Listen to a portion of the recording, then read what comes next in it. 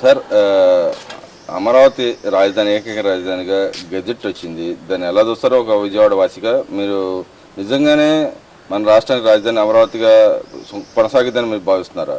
డెఫినెట్గా అందులో రాజధానికి కొనసాగి గెజెట్లో వచ్చిన తర్వాత ఏంటంటే దాన్ని ఏదో మార్పు చేస్తామని చెప్పేసి జగన్మోహన్ రెడ్డి చెప్తున్నాడు. మేము వచ్చిన తర్వాత నెక్స్ట్ అవన్నీ కూడా మేము ఇప్పుడు అసెంబ్లీలోనూ శాసనసభలో కూడా అది శాసనసభలోనూ లోక్సభలో కూడా ఇది ఆమోదం అయితే మేము తిరిగి మళ్ళీ మేము ఆమోదించుకుని మరి కొత్త రాజధాని కింద మేము ట్రీట్ చేయమనే పద్ధతిలో జగన్మోహన్ రెడ్డి పిచ్చి ప్రారంభం చేస్తున్నాడు. అది చాలా ప్రాసెస్ ఉంటుంది. ప్రాసెస్లో ఆమోదం పొందిన తర్వాత కానీ అది లోక్సభలో తర్వాత రాష్ట్రపతి ఆమోదం పొందాలి. అది ఆమోదం పొందకుండా అది ఏదో నార్మల్గా చెప్పేసేసి పద్ధతిలో అయితే అది అయ్యే కార్యక్రమం కాదు. అది అంటే ఇక్కడ మనం మెజార్టీ ఉంటే అయిద్దని అనుకున్నాం, సపోజ్ అయిద్దని అనుకున్నాం. కానీ రాష్ట్రపతి ఆమోదం మొదలు పడాలంటే కంపల్సరీ న్యాయశాఖ వెళ్ళాలని పరిస్థితి. న్యాయపరమైన చిక్కులు మళ్ళీ ఎరేజ్ అవుతాయి కదా దీంట్లో. డెఫినెట్గా న్యాయమైనటువంటి చిక్కులు డెఫినెట్గా ఎదురవుతాయి. వాళ్ళు అంత ఈజీ కాదు, ఏదో చెప్పినంత పద్ధతిలో ఏదో చెప్పేసేసి రాష్ట్రపతి ఆమోదం పొందింది కాబట్టి తిరగరాయడానికి మాకు కూడా అవకాశం ఉంటుంది అనే పద్ధతిలో ఏదో మాట్లాడుతున్నాడు. ఈయన రాష్ట్రపతి అవుతారంటారా ఆమోదం మొదలు పొందడానికి?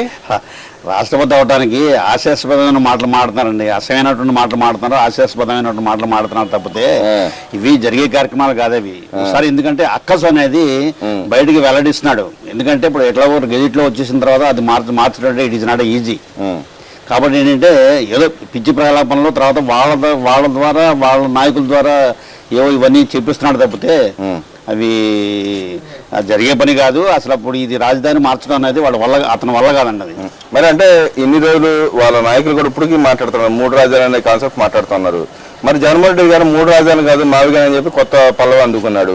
అంటే వాళ్ళ పార్టీలోకి 3 రాజధాని అనే కాన్సెప్ట్ ఎగిరిపోయిందంటారు, లేకపోతే ఇంకా 2 వర్గాలుగా చీలిపోయి ఉన్నారంటారు? 3 రాజధానులు అంటే అతను మొట్టమొదటి 3 రాజధానులను పెట్టిన తర్వాత అతనే అసెంబ్లీలో విరమించేసుకున్నాడు. అది 3 రాజధానులు పెట్టన్న పద్ధతిలో చెప్పేశాడు. అది ఇంకా 3 రాజధానులు కాదని మావి గన్ను కాదు, ఇంకో గన్ను కాదు, ఇంకో ఏ గన్ను అయినా సరే ఇవన్నీ పిచ్చి ప్రలాపనలు తప్పితే ఇవి కార్యరూపంలో అనేది దాల్చడం అనేది జరగదు.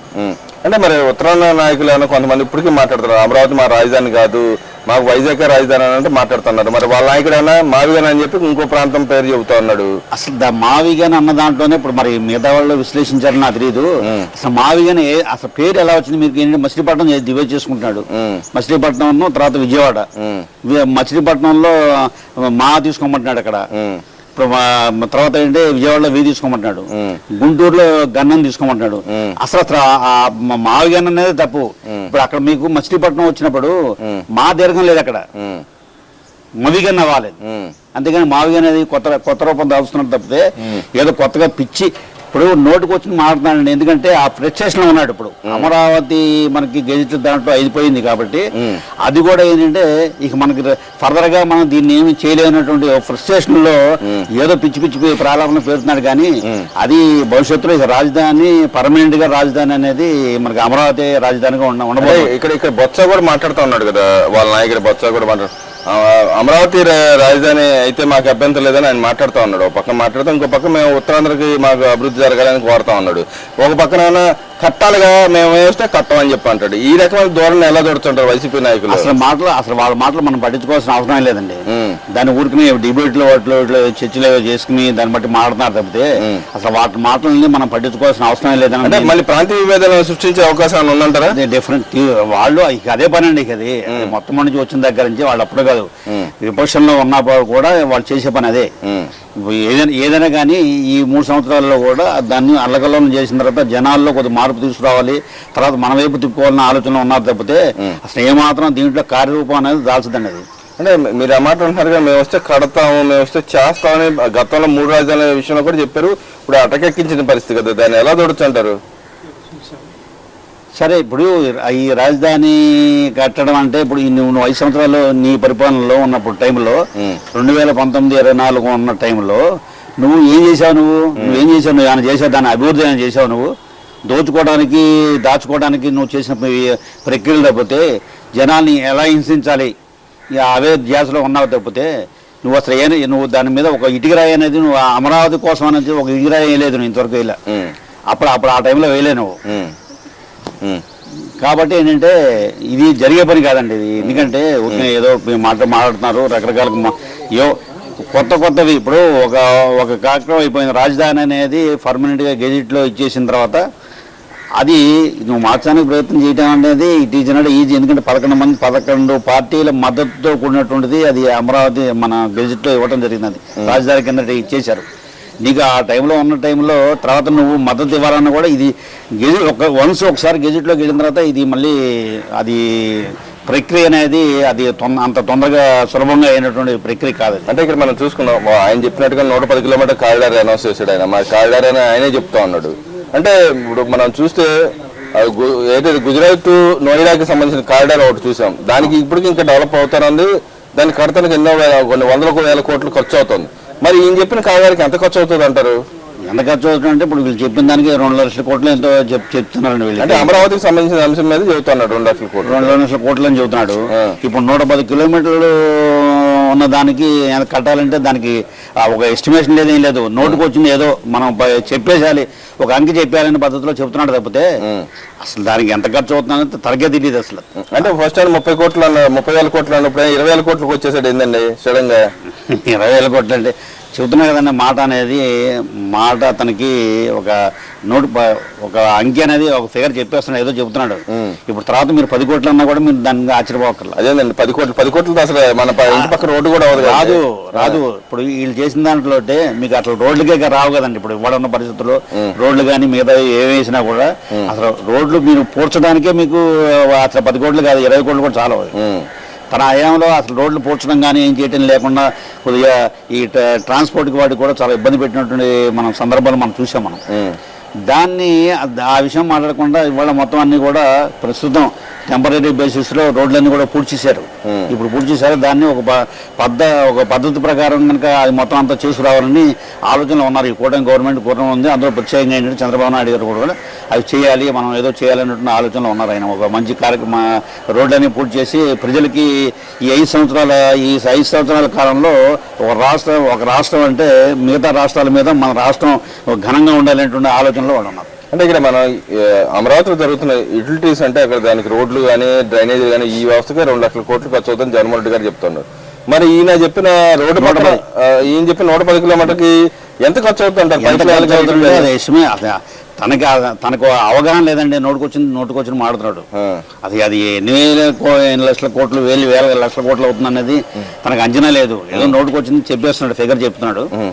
దాని ప్రకారం ఏదో చేస్తున్నాడు తప్పితే ఒక అవగాహన లేనటువంటి మాటలు అంటే అవన్నీ అవగాహన లేని మాటలు, పిచ్చి మాటలు మాట్లాడుతున్నాడు. అంటే ఇక్కడ మనం చూసుకుంటే ఇంకా అయిపోయింది 2.5 సంవత్సరాలు అయిపోయింది. ఇంకేంది 1 సంవత్సరం తర్వాత నేను రోజులోకి వస్తాను, నేను వచ్చేసి పాదయాత్ర చేస్తే సినిమా చూపిస్తాను అని చెప్పి మాట్లాడుతూ ఉన్నాడు. సినిమా చూడటం కదా, పాదయాత్ర చేయడానికి అతనికి అర్హత లేదండి. అతనికి బయటకు వచ్చి చెప్పడానికి కిందసారి పాదయాత్ర చేసిన తర్వాత మద్యం అతను నిషేధం చేస్తున్నాడు, అది చేయలేదు. ఏ హామీలు కూడా తను చెప్పిన హామీలు ఏమి కూడా మనం అతను చేసిన సందర్భాలు లేవు. ఇప్పుడు ఏ విధంగా అతన్ని ప్రజలు నమ్ముతారు? అసలు నమ్మడానికి ఏమాత్రం అవకాశం లేదు. అసలు పాదయాత్ర కూడా సరిగ్గా అతను చేస్తామన్నా కూడా జనాలు చేయనీరు. అసలు పాదయాత్ర కూడా రావడానికి ధైర్యం అతనికి ఉండదు. ఎందుకని అంటారు?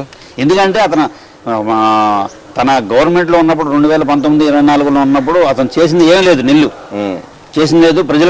ప్రజల హితం కోరుతున్నాను అనే పద్ధతిలో ఏదో మాట్లాడుతున్నాడు తప్పితే కక్ష సాధింపు చర్యలు చేస్తున్నాడు తప్పితే అసలు ఏమాత్రం ప్రజలకి హితం కలిగించేటువంటి కార్యక్రమాలు ఏమీ చేయట్లేదు. అంటే ఇప్పుడు అమరావతిలో ఏదైతే జరుగుతున్న ప్రాజెక్టులు అన్ని వ్యవహారాల్లో దోచుకుంటున్నారు, వాళ్ళకి సంబంధించిన వాళ్ళు అందరికీ ఇచ్చుకుంటూ పోతున్నారు అని చెప్పి మాట్లాడుతున్నాడు.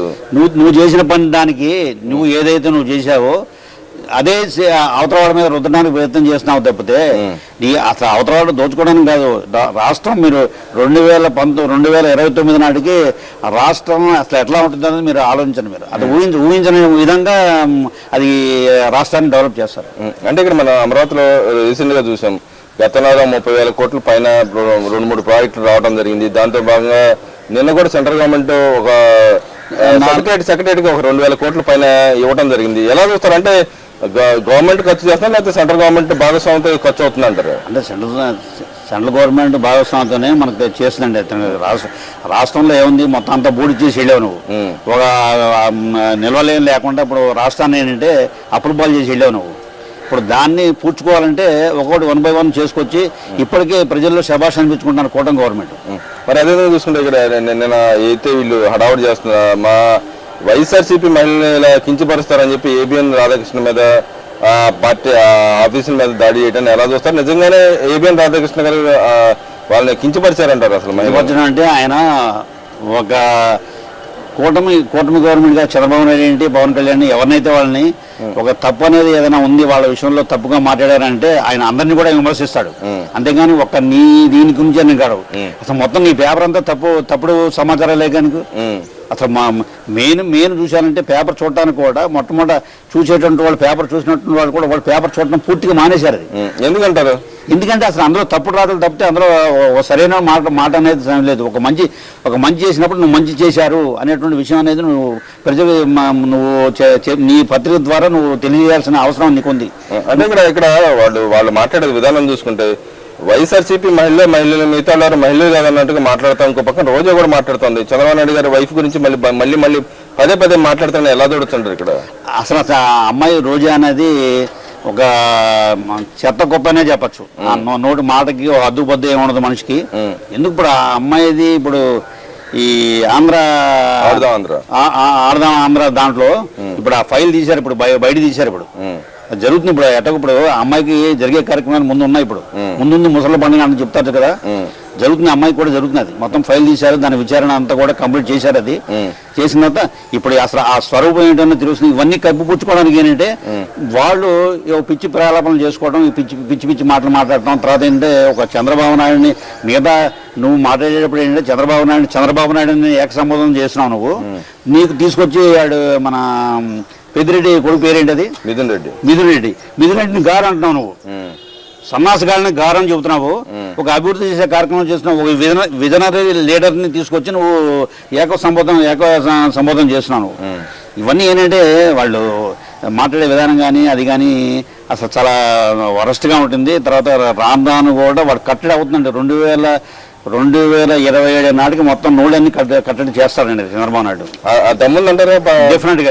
ఎందుకు ఆలోచన అంటే ఇప్పుడు వచ్చే నిధులు కానీ మనం సెంట్రల్ గవర్నమెంట్ లో వచ్చే నిధులు మనం మొత్తం అన్ని కూడా వాళ్ళ ద్వారా మనం తెప్పించుకుని ఆ నిధులన్నీ కూడా మనం తెప్పించుకుని 2027 నాటికి పోలవరం ప్రాజెక్టును తర్వాత రాజధాని ఉండేటువంటి మిగతా కార్యక్రమాలను కూడా చేసిన తర్వాత అప్పుడు అంతే ఫ్రీ అవుతాడు మనిషికి. ఎందుకంటే ఇప్పుడు కాన్సన్ట్రేషన్ ఎంత అభివృద్ధి దాని మీద కాన్సన్ట్రేషన్ చేస్తున్నాడు అతను.